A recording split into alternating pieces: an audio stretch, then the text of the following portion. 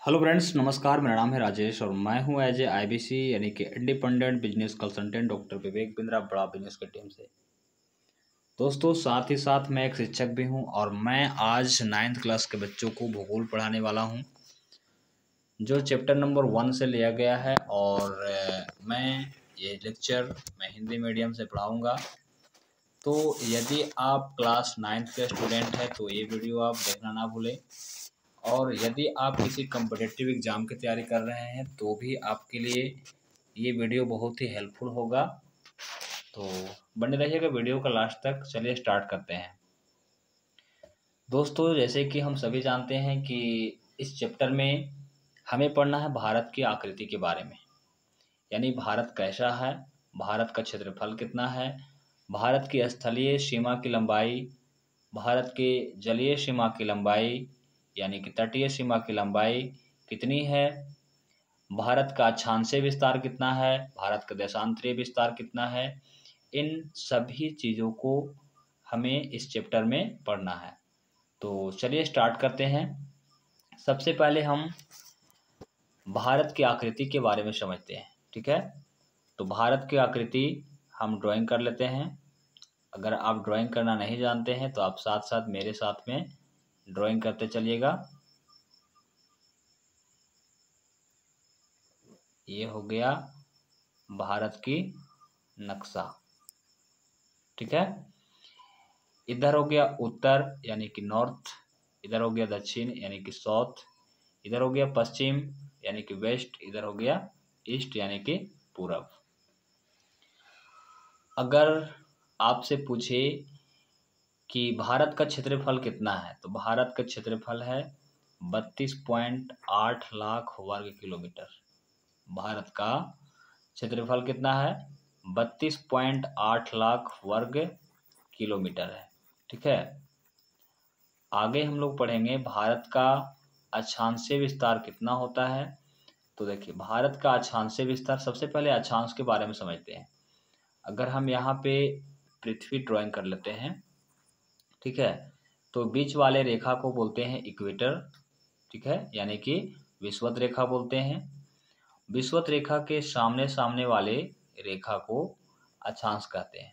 ठीक है, और विषुवत रेखा से 23.5 डिग्री ऊपर वाले रेखा को, विषुवत रेखा के 23.5 डिग्री ऊपर वाले रेखा को कर्क रेखा कहते हैं।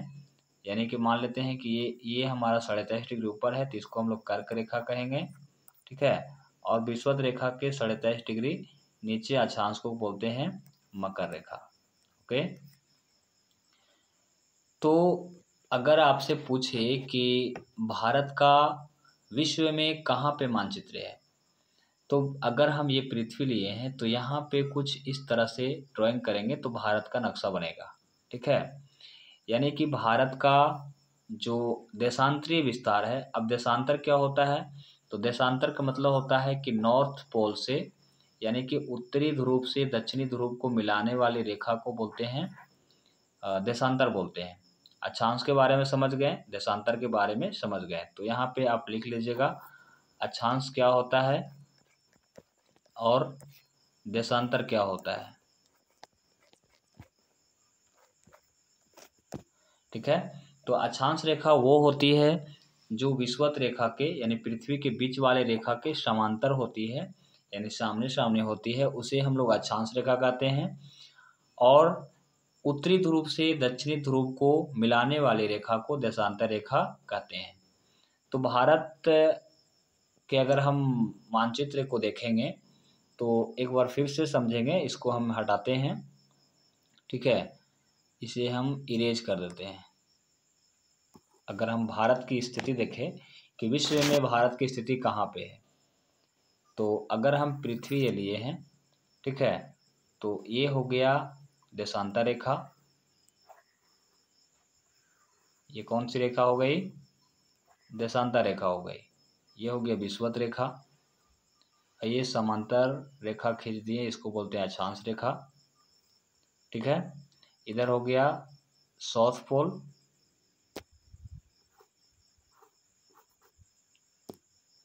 इधर हो गया साउथ पोल, इधर हो गया नॉर्थ, इधर हो गया वेस्ट, इधर हो गया ईस्ट। तो भारत में एक जगह, सॉरी, लंदन में एक जगह है जिसका नाम है ग्रीनविच जगह, इधर, ठीक है। वहाँ 0 डिग्री देशांतर लिया गया है। लंदन के ग्रीनविच में 0 डिग्री देशांतर लिया गया है, ठीक है। 0 डिग्री देशांतर लिया गया है।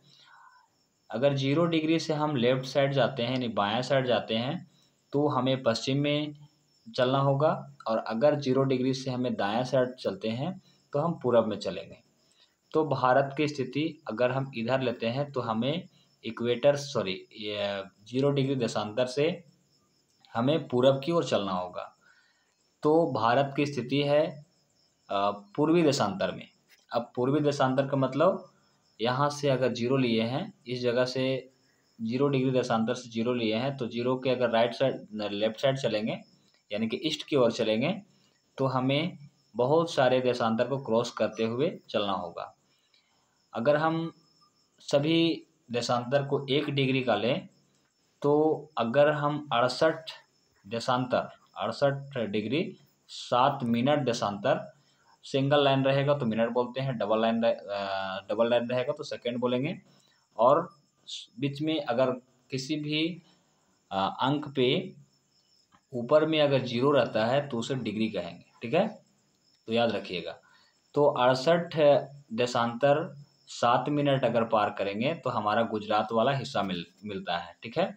जैसे कि आपको यहाँ पे फिगर में समझाए थे, आपको ऐसे करके जो आकृति बनाए थे यहाँ पे, ठीक है। तो इस वाले क्षेत्र में यहाँ पे कितना है, 68 डिग्री 7 मिनट। 68 डिग्री 7 मिनट को कैसे पढ़ेंगे, तो यहाँ से 0 डिग्री देशांतर से हमें ईस्ट की ओर चल रहे हैं, तो 68 डिग्री 7 मिनट पूर्वी देशांतर बोलेंगे, और जाएंगे आगे तक, क्योंकि भारत आगे तक है, ठीक है। तो एक बार हम भारत की स्थिति फिर से ड्राइंग करते हैं। ये रहा भारत की मानचित्र।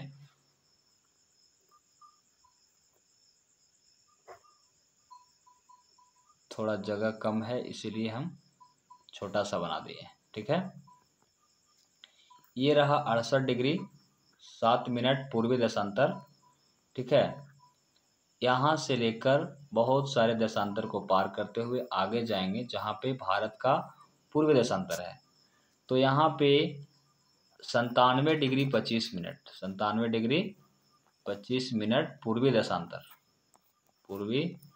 देशांतर यानी भारत का देशांतरीय विस्तार है। अगर आपसे पूछे कि भारत का देशांतरीय विस्तार कितना है, तो 68 डिग्री 7 मिनट से 97 डिग्री 25 मिनट तक पूर्वी देशांतर तक भारत का देशांतरीय विस्तार है। इसी प्रकार हम आगे लेते हैं भारत का अक्षांशीय विस्तार। भारत का अक्षांशीय विस्तार कितना है, तो एक बार फिर से हम भारत को ड्राइंग कर लेते हैं।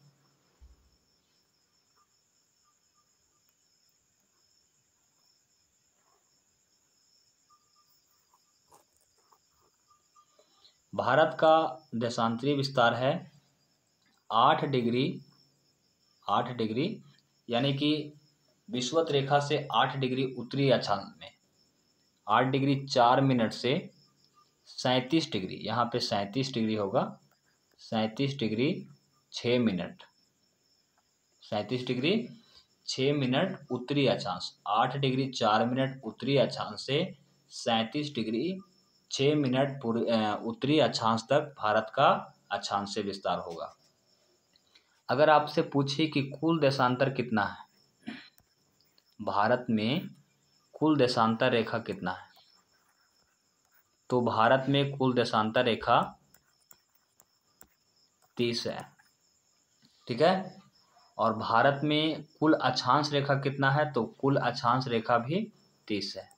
भारत में कुल अक्षांश रेखा कितना है, अक्षांश और देशांतर दोनों 30-30 है, ठीक है। यहाँ तक क्लियर हो गया होगा। अब हम लोग नेक्स्ट चलेंगे, भारत का क्षेत्रफल कितना है, तो भारत का क्षेत्रफल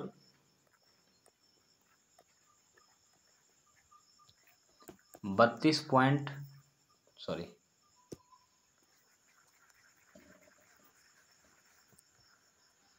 पॉइंट कितना है, 8 लाख वर्ग किलोमीटर, 8 लाख वर्ग किलोमीटर, किलोमीटर स्क्वायर हम बोल सकते हैं।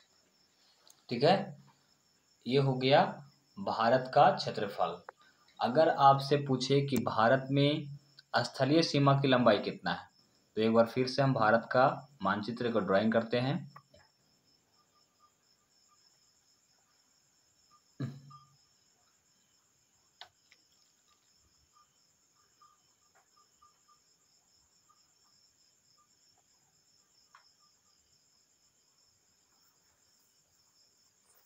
ये रहा भारत। अब इसका स्थलीय सीमा क्या होता है, तो अगर हम यहाँ से एक लाइन ड्राइंग कर दें, तो भारत में इधर इधर वाला जो है, इधर बंगाल की खाड़ी है और इधर अरब सागर है। तो अरब सागर जो है ये तटीय सीमा की लंबाई हो गया, और यहाँ से ऊपर वाले यानी जो लाइन ड्राइंग किए हैं, यहाँ से ऊपर वाले रेखा को जो सीमा होगी वो स्थलीय सीमा होगी। तो स्थलीय सीमा की लंबाई है 15,200 किलोमीटर। ठीक है, और जलीय सीमा की लंबाई है 7516.6 किलोमीटर। ठीक है, अगर भारत के बारे में पूछे, भारत के उत्तर में क्या है, तो उत्तर में है हिमालय। ठीक है, पूरब में क्या है, तो पूरब में है म्यांमार, पूरब में म्यांमार है। और दक्षिण में है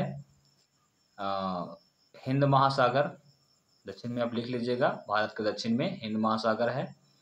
पूरब में म्यांमार के साथ साथ में बंगाल की खाड़ी है, और पश्चिम में है अरब सागर, साथ साथ में पाकिस्तान है पश्चिम में। ठीक है, अब नेक्स्ट चलते हैं हम लोग भारत के पड़ोसी देश।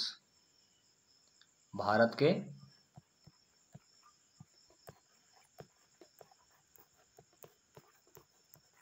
पड़ोसी देश, भारत के पड़ोसी देश कौन कौन से हैं। तो दोस्तों आपको याद होगा कि भारत के पड़ोसी देश को याद करवाने के लिए मैंने आप सभी को एक ट्रिक याद करवाया था, जो कि था बचपन में एमबीए किया। बचपन में एमबीए किया, ये ट्रिक आप सभी को याद होगा। बा से हो गया बांग्लादेश, आप लिख लीजिएगा। चा से हो जाएगा चीन, बा से बांग्लादेश, चा से चीन, पा से हो जाएगा पाकिस्तान, ना से हो जाएगा नेपाल, एम से हो जाएगा म्यांमार, बी से हो जाएगा भूटान, ए से हो गया अफगानिस्तान। ठीक है, अगर आपसे पूछे कि भारत के द्वीपीय पड़ोसी देश कौन कौन से हैं, भारत के द्वीपीय, माफ कीजिएगा ये गलत हो गया,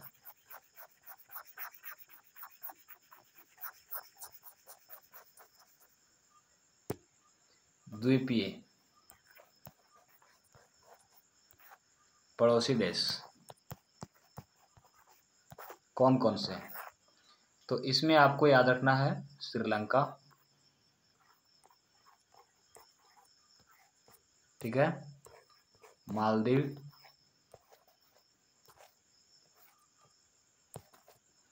और एक और देश है जो कि अंडमान निकोबार,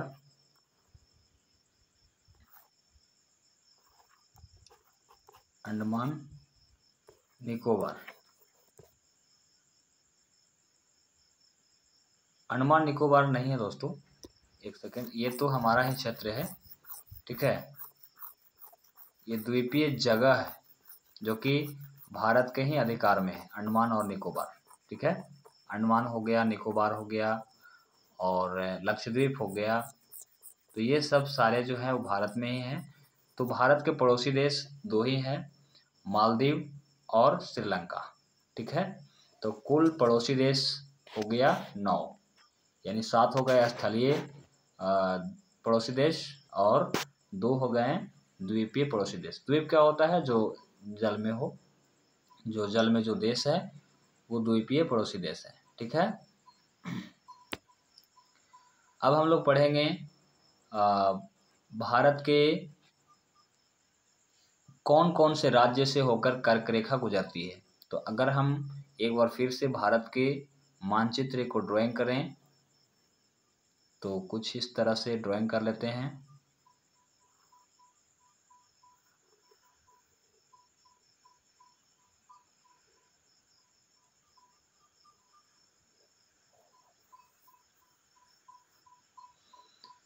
तो भारत के यहाँ से कर्क रेखा गुजरती है, ठीक है, ज़्यादा ही बड़ा हो गया तो चलिए खैर कोई बात नहीं है, यहाँ से जाता है ये कर्क रेखा ऐसे जाता, ठीक है।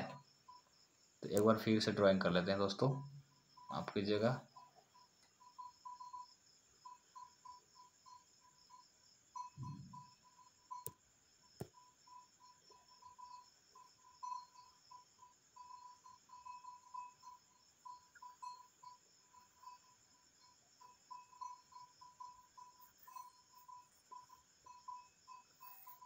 ऐसे, ठीक है। तो यहाँ पे है गुजरात, यहाँ पे गुजरात है, इसके बाद राजस्थान है, मध्य प्रदेश है, छत्तीसगढ़। आप लिख लीजिएगा कि भारत से होकर गुजरने वाले कर्क रेखा की कौन कौन से राज्य से होकर गुजरती है। यानी इस तरह से क्वेश्चन लिखिएगा, भारत में कौन कौन से राज्य से होकर कर्क रेखा गुजरती है। तो सबसे पहले गुजरात लिखिएगा, इसका आंसर गुजरात लिखिएगा, लिख देते हैं यहाँ पे। गुजरात के बाद हो गया राजस्थान,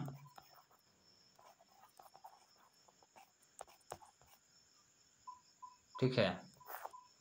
राजस्थान के बाद मध्य प्रदेश लिखिएगा, आप लिख लीजिएगा, हम बोल देते हैं आपको। छत्तीसगढ़ लिखिएगा, झारखंड लिखिएगा, ठीक है। पश्चिम बंगाल लिखिएगा, मिजोरम लिखिएगा और मणिपुर लिखिएगा। मणिपुर और मिजोरम ये दोनों राज्य से होकर कर्क रेखा गुजरती है। यानी कुल 7 राज्यों से होकर हमारी कर्क रेखा गुजरती है, ठीक है। भारत की मानक समय रेखा कितना है, एक क्वेश्चन और बनता है यहाँ पे। भारत के मानक समय रेखा कितना है। अब मानक समय रेखा क्या होता है भाई, तो मानक समय रेखा होता है कि भारत में जो देशांतर रेखाएं हैं, ठीक है, वो कुल कितने हैं, 30 है। तो 30 में 68 डिग्री 7 मिनट से 97 डिग्री 25 मिनट तक हमारे पूर्वी देशांतर में देशांतर रेखा की सीमाएं हैं। तो उसका बीच वाले जो रेखा होगा और उस जगह पे जो पूरा समय होगा वो पूरे देश में वही समय होगा। तो हमारे भारत में उत्तर प्रदेश के एक जगह है लखनऊ, है ना, उत्तर प्रदेश में लखनऊ जो जगह है वहाँ पे एक इलाहाबाद, सॉरी लखनऊ नहीं इलाहाबाद, इलाहाबाद में एक नैनीताल जगह है। वहाँ का समय जो है वो पूरे देश में समय होता है, ठीक है। तो उस जगह का नाम है नैनीताल जगह। और उस जगह पे जो हमारा मानक समय रेखा है वो 82 डिग्री 82.5 डिग्री हमारा मानक समय रेखा है। तो मानक समय रेखा भारत में कितना है, तो 82.5 डिग्री, ठीक है। तो आई होप कि आप सभी को ये वीडियो पसंद आया होगा, और पसंद आया है तो चैनल को सब्सक्राइब जरूर कीजिएगा और लाइक कीजिएगा। Thank you for watching this video.